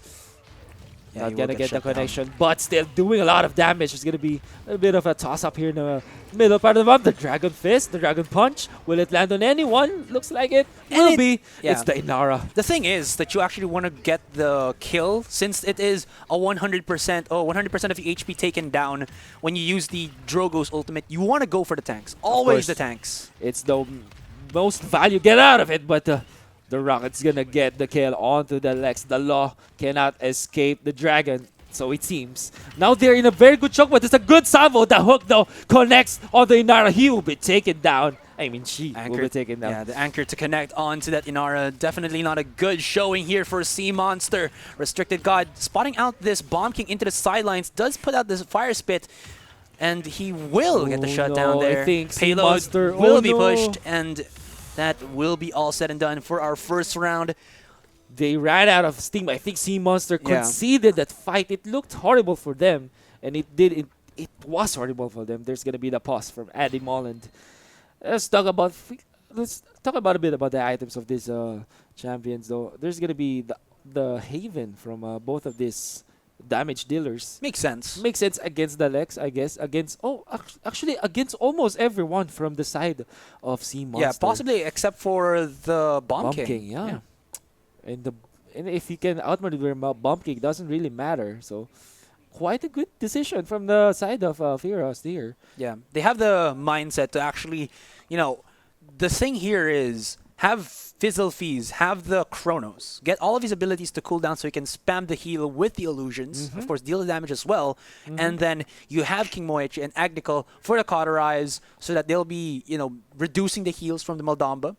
And of course, Restricted God and Astral Miyuji, the two main DPS players or damage players here for Firas, will just be safe in the backline, or even if they go in a 1v1 duel, they won't take as much damage against the members here from Sea Monster. Yeah, I guess so too. But yeah, I mean, the full commitment of the Cauterize, it could pay off, but I think the Sea Monster, they didn't get enough credits from the last fight, round. yeah. And of course, lacking the credits to go to the second round with enough items, because this is the MOBA part of Paladins, where you really need to think about your resources. It's very important because having 2 items or having tier 2 items on your side and your enemy only has got 1 item and all tier 1 items, that's a lot of difference.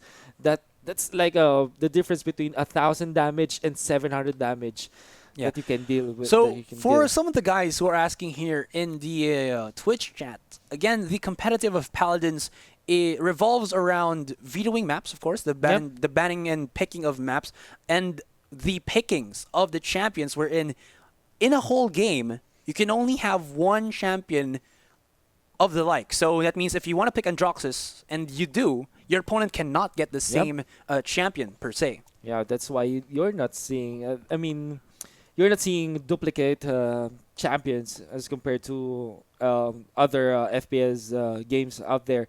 And I think it's really nice because sometimes you have for example, there's a Makoa. If you first pick it, of course, the other team will not be able to pick it, but they can counter it easily because, of course, you kind of gave away your strategy or strategy, which is the Makoa. And it could be countered by, for example, a wrecker type of hero, or maybe someone who can really go against the shields. Maybe the Willow, if ever comes to the meta. Bomb King. I think those Bomb are. King, huh? Yeah, I've actually tested out Willow in a few games already, and going up against a Makoa, a Ruckus, and a Fernando, really wrecking those shields pretty easily. Pretty easily indeed. Now we're just waiting for the game to unpause here. I think the teams are just having some technical difficulties here now. But yeah, I mean, there's still not enough ultimates here. Sea Monsters kind of prepared with their ultimates. Their ultimates will be up pretty soon. That's almost 4 out of the 5 heroes almost ready. 77% of the Bomb King. Not too much of a problem. Not too much of a wait, I guess. And yeah, what else is there to talk about? What do you think about the flank of what do you think about the Inara? Because sometimes when we play the pubs, I think we enjoyed playing Inara, but why is it that Inara is not a top pick in the competitive scene? Right now, you're wanting to go for tanks to actually have that damage potential as well. I think Inara just ramps up too slow. Her ultimate is actually pretty nice. You do get to stun opponents when you throw that spear of yours into the ground. And of course, that gives up some opening for your DPS to go in and, maybe just turn the tides of fight into your hands. But that's about it. Aside from her left click, it's not really good. The stone wall that she has, it doesn't really push or reduce the amount of, or like block the passageway of your opponent's team. Yeah, you can actually put it into a small room and then, block the opponents for a few seconds, but then all they have to do is walk around. Yeah, exactly. And that's about it. Without additional CC that you can get out from the other members of your team, you're gonna have a big problem using the Inara. And that's true. Inara is not the tank that can really stay in a point for a very long time. Yes, she is very tanky, 4,800 HP. And she does have that skill that allows her to absorb the damage, which is, of course, that Erdengard, but it's not enough. Not enough, yeah. It won't be enough for her to stand on the point, which is very important in Paladins. You have to at least have one champion to stand on that point, secure that point for a very long time. Because the thing is here, I'm not really a fan of damage reduction for tanks. I'm more of a fan of either shields or blocking shields. Like, sorry, armor or shields. Those are the better options to actually be a tank on, just because you actually have more HP than your opponent. And then, of course, the shields can just absorb the damage. But now we're back into the second round of our possible last match here, as Sea Monster, all they have to do is get another 2-0, and that's going to be it. The Dragon Punch wants someone else, but he will not land it. Actually, the Bomb King will beat him to the punch. He will get the kill onto the Dragon. The Drogos will be taken down without getting a kill with his ultimate, and that's pretty bad for FarrellYkw. But Sea Monster, will they capitalize? They actually lost 3 champions out of that fight. All eyes onto Addy Mullen. What is happening right now? Addy is not actually being spotted, but it gets ulted in, and he gets shut down. Agnical lives with a sliver of HP. He will finally be taken down, but damage has already been done. And Addy, I don't know the law. Wow, the dimensional link though will save the Ying. Triple. I think that was a triple kill from the law here on Lex. That might be it. Really, triple kill. The hook onto the Inara. Will they get the kill? Let's see. But of course, the Lex wants the Shaolin, but the Shaolin will take down the Lex. That's a big takedown on side of Sea Monsters. They might get a piece of this objective. 93%, almost done. 97, 99. There's going to be the overtime. Still into overtime. They're actually trying to trickle in. Can FarrellYkw actually get into the point? And they still do. This could actually still be a turnaround. This is disastrous for Sea Monster. Can they actually push it into their own overtime? Almost had it. 99%. It's going to be a no. That's gotta be a no. That would be devastating for Sea Monster. I don't think that they can recover from this. Yeah, that was much. That was mentally stressing for me. That was mentally. Okay. I mean, you could do that, but you then can do that again, but the maps in Paladins. Oh, you can really just walk around it, but of course the payload won't move through it. Maybe you can get a kind of a choke point. You can develop a choke point out of it, but they don't have the Drogos that. I mean, if they have the Inara plus the Drogos, they might have capitalized on that cliff to trap a set of champions, then kill them from that. But that's not the case for Sea Monster. Agnical is not having any luck at all. Finally shuts down the Androxus here, and man, just a few more. 1 minute and 30 seconds left into the clock. Plenty of time to work with here for FarrellYkw, and they don't even that's need gonna be it. The wipeout. They don't need it. They didn't need it. That's gonna be the victory for FarrellYkw, and that is another. It's a quick 2-0, I could say, but I think it was an intense fight as compared to the previous it really matches. was. But still, it's still a 2-0 in the end of the day. It's still a 2-0. Yeah. Yep. I think this second map, the second map for FarrellYkw was quite a one-sided one, but I really like the map before it, the one that we watched, and it was kind of Sea Monster showing a little bit of fight in them. But in this match, they were outlast, I guess, and from FarrellYkw. So it's gonna be FarrellYkw, so it's gonna be advancing, and we're gonna say goodbye to our Sea Monsters. Yeah. So sad. Well, sadly enough, that's the case. But of course, before we go into a little bit of a recap for this whole group stage. Again, there is more tournaments for these teams to join in terms of the SEA, SEA brackets. I guess like SEA region. SEA region, of course. But I think that after that we're gonna have a giveaway. So before just relax and wait for the giveaways. There's gonna be the last set. Unfortunately, that's I think the last BO3 series that we're gonna have today. And still. I've enjoyed that day. What about you, Azra? It's a good game. That last game was particularly good. I guess the issue was Sea Monsters. What was the term I was gonna say? I think they're still adjusting to their new lineup right now. Just because again, FarrellYkw a few months ago or just a short while back.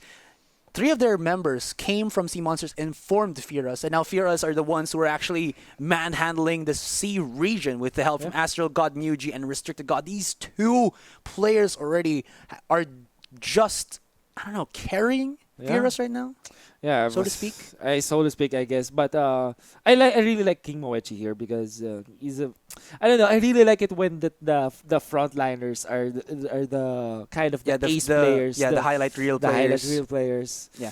So while we are waiting for the code to show up, again, guys, this is the Southeast Asia Regional Qualifiers from Dreamhack Valencia, and there you go. There's our codes with, of course, LV. LV still LV on Presley. the pool. Of course. All right. So again, guys, while we were showing off the codes, this is the first ever that Paladins Dreamhack has invaded sea, given us the 6 countries joining Philippines, Indonesia, Malaysia, Thailand, and Singapore and Vietnam to actually have a chance to go to Spain and compete for Paladins Dreamhack supremacy. That is again from the Southeast Asian Championship. The prize pool is still very big, 6,000 USD, and of course the third placer will get $1,000 US. Second place will get $2,000, and the first placer, the Southeast Asian champions, along with their ticket to Dreamhack Valencia, will get $3,000 US. And in Dreamhack Valencia, that is still a big chunk of money, $1,000 US as a prize pool, which means that the first placer of that Dreamhack Valencia is gonna take home $40,000 US. Exactly. All right. So for our recap, while we are still showing our codes for our first matchup that was between Team Pavallione and Team Twins, it was a total stomp of 2-0. Actually, you can see it now on our screen. Next is King Dummy versus Team 415, another 2-0. Next to that is TNC Pro Team, of course, dropping 2 maps against Team Delta, who will advance, and will face Fearus, who won 2-0 against Team Monsters. Those are going to be our matchups on Sunday. It's going to be the BO5 semifinals. And we're up for a treat here next Sunday. I hope you will also watch it. If I'm not mistaken, tomorrow in the finals, I'm predicting Pavallione and Fearus to actually go into the last man standing. What are your predictions for tomorrow? Yeah, I totally agree with that. I mean, yeah, that's gonna be a Sunday, and I like what Pavallione did showed up in the first match of the game, and Fearus. I think they still have a lot of tactical depth on them. It's quite surgical how they dealt with Sea Monster, especially in that game 1. They knew their timings, and let us see. Because somewhat they play quite similar with Pavallione. With the strategies that they have. Yeah, and of course, our final words. Thank you so much for the teams who actually who were able to join in our regional qualifiers. The ones who weren't able to push up into the semifinals, you guys did your best and did a great job at it. Even though with the 2 O's, I think this was again a learning experience for everyone. Definitely, really shows which teams or which regions really shine in our Paladins scene here in Southeast Asia. And that's all the time we have for today. We'll be back at May 14, guys, and that's on a Sunday.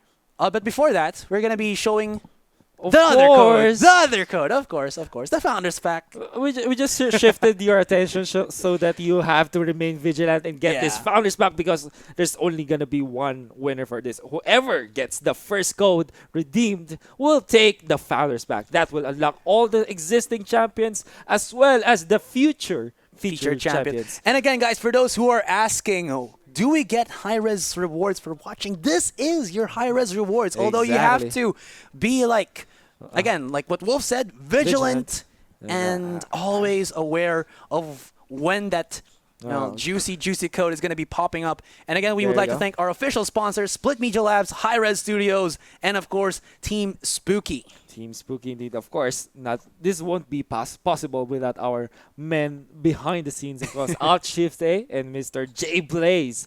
Thank you for this production. Yeah, and again, for the last time, guys, you have tuned in to the Southeast Asia Regional Qualifiers for Dreamhack Valencia. I'm Asarai, one hell of a beast, and here with me now is Wolf, the other beast. Thank you for watching. We'll be back on Sunday for more Paladins action. Good evening.